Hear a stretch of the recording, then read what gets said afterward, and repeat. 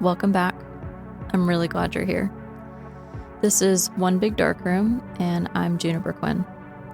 In this episode, I'll be sharing a story, and then walking through how to get an order of protection.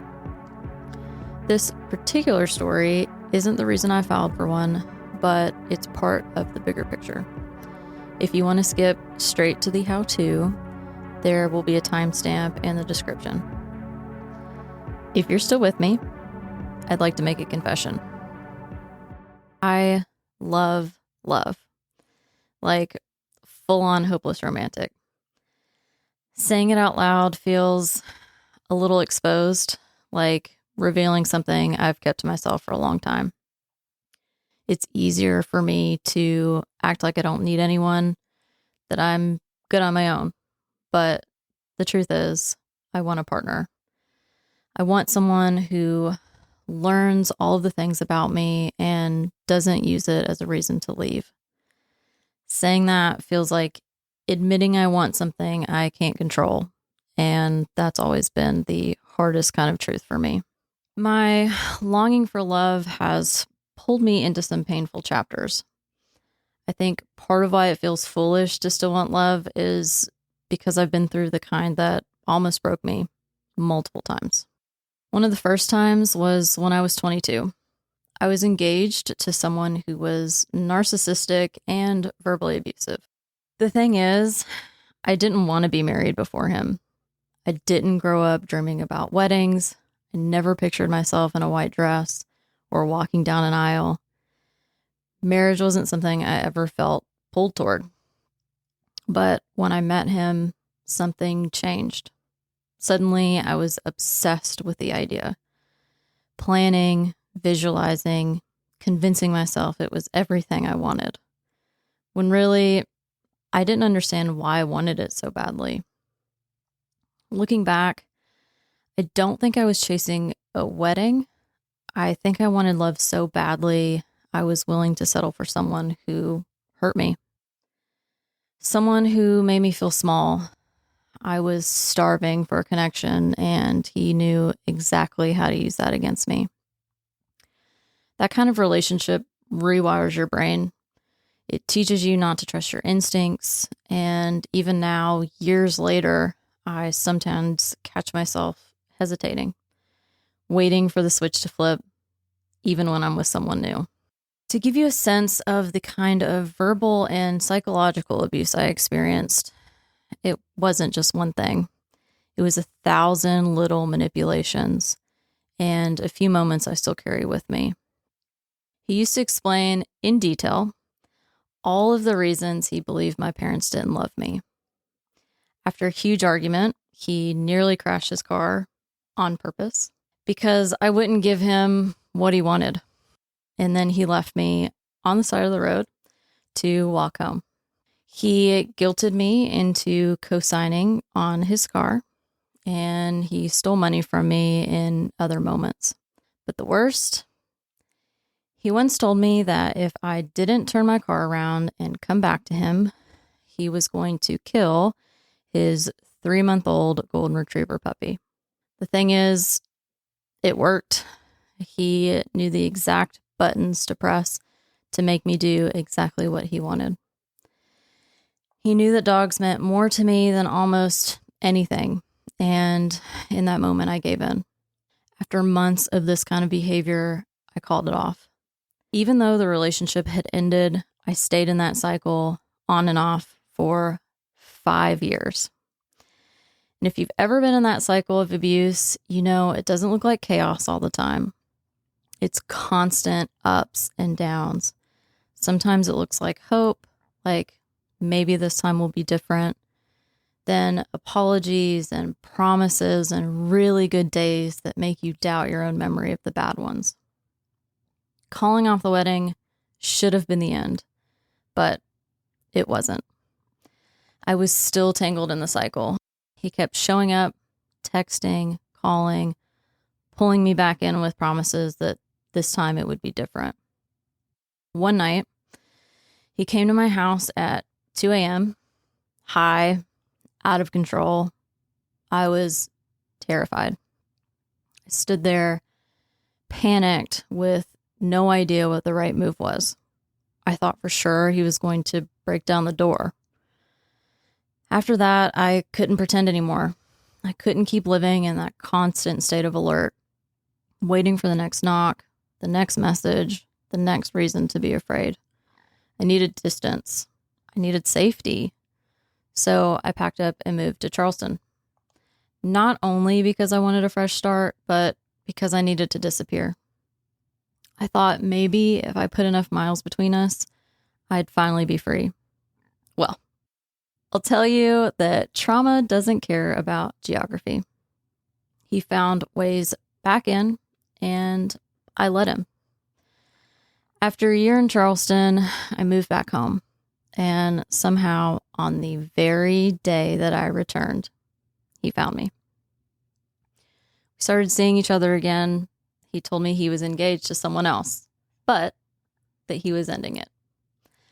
Then came the version of events he wanted me to believe, that he was leaving her, that it was just a matter of time. I wanted to believe him. I needed it to mean something. And when you've been trained to doubt yourself, a good lie can feel like hope. The moment I finally left was quiet, but final. Didn't happen during a fight. It happened the morning after. He left his iPad at my apartment. I'd seen him type in the passcode. Now, I don't do that. I don't go through people's things. I believe in privacy and boundaries, but something in me just knew. A small sense that something wasn't right. One I hadn't wanted to look at too closely. So I logged in. And what I found shouldn't have been a surprise.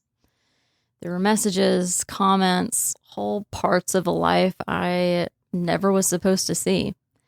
And right in front of me was the truth. He was still engaged to the woman he swore he was breaking up with. I wasn't actually surprised. My body already knew the truth. But because seeing it written out, it ended everything in me. That was the moment I knew I couldn't stay. The thing about abusive relationships is they don't end just because you leave. It lingers in your nervous system. Everything feels like a setup, and you're constantly trying to fix things that feel like they're your fault. I thought I'd escaped him, but I hadn't. I was still playing out the cycle alone, picking fights with my own peace, just so I could feel the comfort of cleaning up the mess. That's what the cycle of abuse does. It rewires you, makes chaos feel familiar, makes survival feel like love. And even when the abuser is gone, the rhythm stays. Tension, explosion, apology, hope, repeat. I didn't know it then, but I was still living inside that rhythm, and it was shaping everything. How I loved, how I trusted, how I saw myself. The cycle of abuse has stages. Once you've been in it, you start to recognize the pattern. It starts with tension. This isn't a fight. Not yet, anyway. It's a shift in energy. When you're an empathetic person, you feel it before anything even happens. It can be a change in tone. There are one-word responses, a shift in posture. Most people probably wouldn't notice, but when you've been trained to track someone's mood to stay safe, you notice everything. You start adjusting, reading between the lines of their silence, trying to make things okay before they go sideways. That's how the cycle gets in. It makes you believe that your empathy is the problem, not their behavior. Then comes the explosion. Sometimes it's yelling. Sometimes it's silence just to punish you.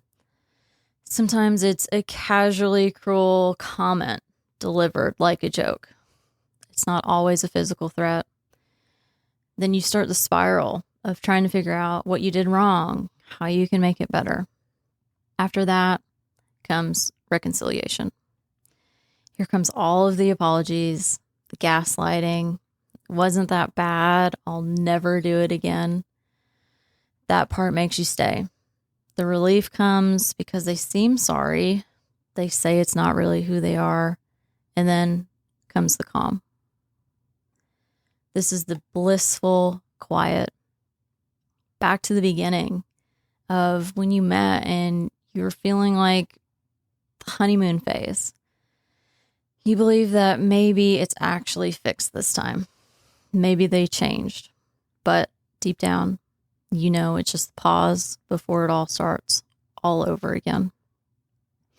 This stage always got me the most. It was what I hoped love felt like. The words of affirmation, the gifts, the trips. But nothing was worth what I went through to get there. It took me years to even use the word abuse. For a long time, I told myself it wasn't that bad. Because when people use or hear the word domestic violence, they usually think of physical injuries or police involvement. And that was not my experience. But that's the problem. We think abuse has to look a certain way. What I went through was intimate partner violence. It's a broader term, and it includes all the ways someone can harm you, physically, emotionally, mentally, or psychologically. Domestic abuse is often thought of in the context of a shared home, a marriage, a family, but IPV can happen in dating relationships, situationships, even long distance. It's all about control, manipulation, isolation, the slow erosion of your identity. And for some people, protecting yourself from that kind of abuse means taking legal steps, like filing for an order of protection. If you're listening to this and wondering if what you went through was quote unquote enough for a restraining order or order of protection, let's go through some of what each of those examples would be. They're often used interchangeably, but there's a difference between a restraining order and an order of protection. A restraining order is usually a broader legal term. It can be used in civil cases, like keeping someone away during a divorce or custody battle.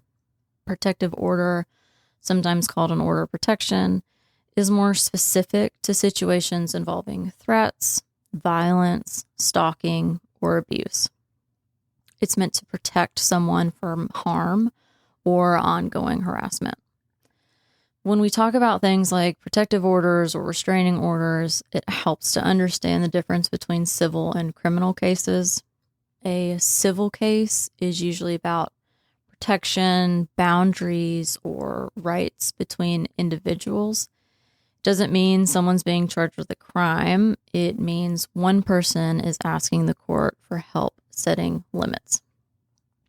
So if you file a restraining order, you're not necessarily saying that that person should go to jail. You're saying, I need the legal system to help keep me safe. That can include things like no contact rules, staying away from your home, workplace, or just stopping harassment. A criminal case, on the other hand, involves the state pressing charges. Usually because the law has been broken. If someone assaults you, threatens you, or stalks you, and is reported and investigated, that can lead to criminal charges. Sometimes both of those things can happen at once. You might have a civil protective order and an ongoing criminal case, depending on what was done and how it's handled. But just know that the criminal case will have to have a resolution before you can move forward with your civil protective order. Some examples or reasons why you would get a protective order. Your ex keeps showing up to your home or work uninvited. You're receiving threats. This can be over text, online. You're being stalked or followed. There's been physical violence or credible fear of that. The person won't stop contacting you after they've been told to stop. To clarify, you don't have to be physically hurt to be in danger. Emotional and psychological harm count too. Fear counts. Feeling unsafe counts. A couple of years ago, I needed an order of protection. At the time, everyone kept saying, just go to the police. But it doesn't work like that. I had no idea where to even begin, what forms to fill out, where to go, what to say. It all felt so overwhelming. Thankfully, I had a friend who helped me through it step by step. Now, this was a process in my state. It might look different depending on where you live, but the most important thing I learned was you don't have to figure it out alone. There are people and resources that can walk you through it. If you choose to go to a local center, they'll sit with you, talk you through your story, help you make a plan that fits your situation. Only you know what's safest for you. Not the internet, not your friends, not the police. Advocacy centers exist to help you figure out what that actually looks like in your life. This is how it went for me. I went to my local domestic violence center and signed in. After a few minutes, an advocate came out and brought me back to her office. She asked me some questions about what had been happening, what I was afraid of, and why I felt unsafe. Then she explained the next step, which was writing a petition to the court.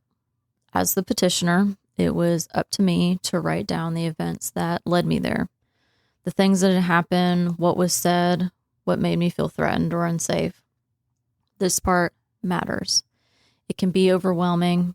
Try not to rush through it. Include anything specific you can think of: screenshots, text messages, photos, voicemails, dates, conversations, anything that can help paint a picture. Be honest, be detailed, even if it feels uncomfortable. The petition is handwritten and it's your voice on paper, not only about what's happened, it's about how it affected you. Most domestic violence centers also offer support resources, mental health referrals, court prep resources, even someone to go with you to the hearings if you need it. You don't have to do it all alone if you don't choose to. If you don't have access to a domestic violence center or advocacy center, you can go directly to your local court clerk's office. Let them know you're there to file an order of protection. You can ask them for the required forms, but they won't be able to give you legal advice or tell you what to say. They can answer basic questions about the process. When you're filing, be sure to ask about filing an ex parte order. That just means that a judge can issue a temporary protective order without the other person being present. An ex parte is designed to protect you immediately, usually for a short period, about 15 days, or until you go to court for a full hearing. It's based on your written statement and any evidence you include. The experience is similar to working with a domestic violence advocate.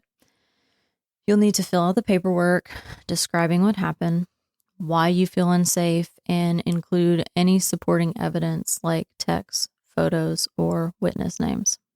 It can feel scary, especially if you're doing it alone, but it doesn't have to be perfect. You just have to be truthful. As a side note, make sure that you ask to have your address remain private. That won't always be a thing if you do go to the court clerk, and that will protect you if your abuser doesn't know where you are already. Once you file the paperwork, whether at the domestic violence center or the court clerk's office, a judge will review your petition, sometimes the same day. If they approve your request, they'll issue an ex parte order, a temporary protective order that goes into effect immediately without the other person present. From there, the defendant will be served with the paperwork. That means a sheriff or another authorized official will deliver the order to them in person. They have to be officially notified before the order is legally enforceable. Once they're served, they're legally required to follow the terms, which is usually no contact, no coming near your home or work, no communication, even through third parties. If they violate any part of it, you can call law enforcement, as it would be a criminal offense at that point. You'll also receive a court date for a full hearing, usually within a couple of weeks. That's when both sides are heard, and the judge decides whether to extend the order for a longer period, which is usually up to a year or more. When you arrive, you'll check in with the court staff or security.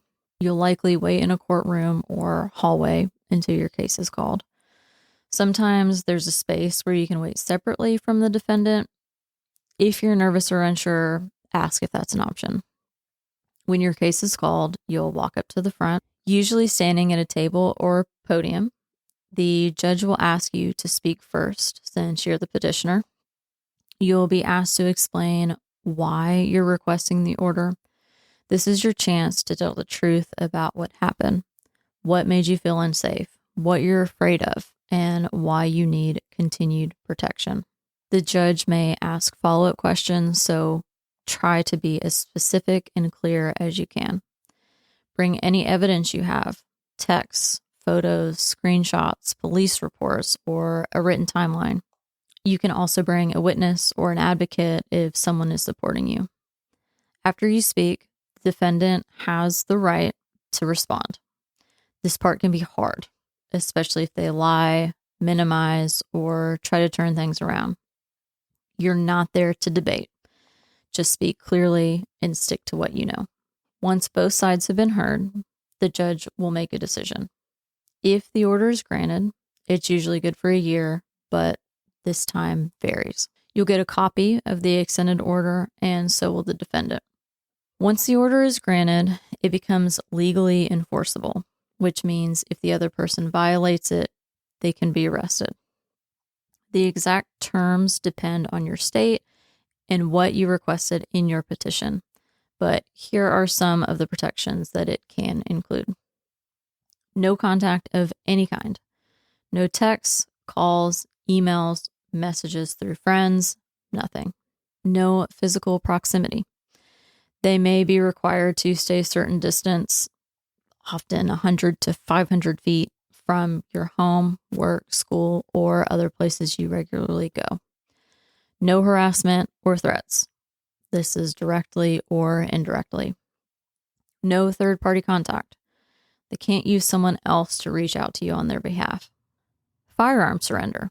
In some states, like mine, they may be legally required to turn over their firearms.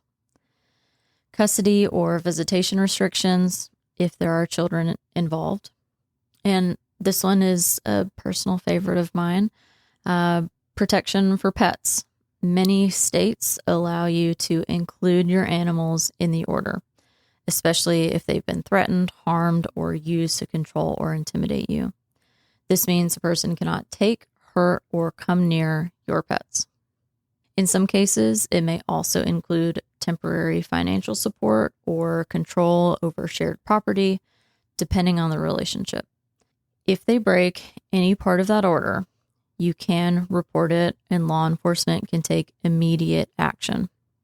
It becomes a criminal violation, not just a personal dispute. You can also ask for changes if your situation shifts. If you move, if they show up somewhere new, if you're feeling unsafe again, you can go back to court and request a modification. Deciding whether or not to get an order of protection is one of the most personal decisions a survivor can make. These are some reasons you might not get an order of protection. Fear of retaliation.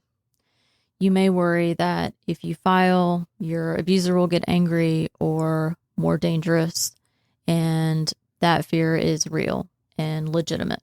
Financial dependence. Maybe the other person controls the money. Maybe you're afraid of losing housing, food, financial support. Children. You may fear losing custody or exposing them to court. Immigration status. For undocumented survivors, going to court or interacting with law enforcement can feel terrifying. It could risk everything. Not wanting them to get in trouble. This one is hard. You may still care about them. You may not want them to go to jail. You may feel guilt for protecting yourself. There's nothing wrong with this. It's completely normal. Logistical barriers. You might not be able to take off work. You might not have childcare, no car, no time, no one to go with you. Lack of resources or information. The system is confusing. Some courtrooms don't have interpreters. Some staff aren't trauma informed. It's easy to feel lost in the process. And no faith in the system or mistrust of law enforcement. For many communities, these are very real reasons not to move forward. If you decide not to get an order of protection, that doesn't mean that what happened to you wasn't real. Only you know the best choice for your situation. Resources and support. An order of protection is only one tool. It can be powerful in the right situation, but it's not the right choice for everyone, and that's okay. If you're unsure, start with safety planning. There are people trained to help you think through your options, your risks, and your next steps. Whether you decide to file or not, having a plan matters. Pay attention to your instincts. If you're someone who leads with intuition, listen to what your body is telling you. If you're someone who needs facts and structure, do the research. Gather the information. There's no wrong way to move forward as long as it's yours. You can connect with domestic violence centers in your area. They often have legal advocates, support groups, and shelter services. Self-help clinics or legal aid offices at your courthouse. They may have people who can help with paperwork or explain the process. Hotlines, these are available 24/7. You can call and say nothing. You can ask questions. You can make a plan. They're there, judgment-free. There are also apps designed for safety. Some are disguised to look like something else on your phone. They can help you document abuse, plan an exit, or access emergency help without alerting the person you're trying to protect yourself from. There are also resources created specifically for different communities. I want you to know you're not alone. Whether you're still in it, just getting out, or years past it and feeling the ripple effects, your experience matters. Your safety matters, and you matter. If you need help navigating this, or if you need someone to point you towards resources, you can email me directly at the email address in the description. In the next episode, we're shifting gears and talking about something a little lighter, my experience with van life. The chaos, the freedom, the quiet moments, and all the weird things that happen when your whole life fits inside of a van. Until then, I'm here if you need anything. And as always, stay familiar.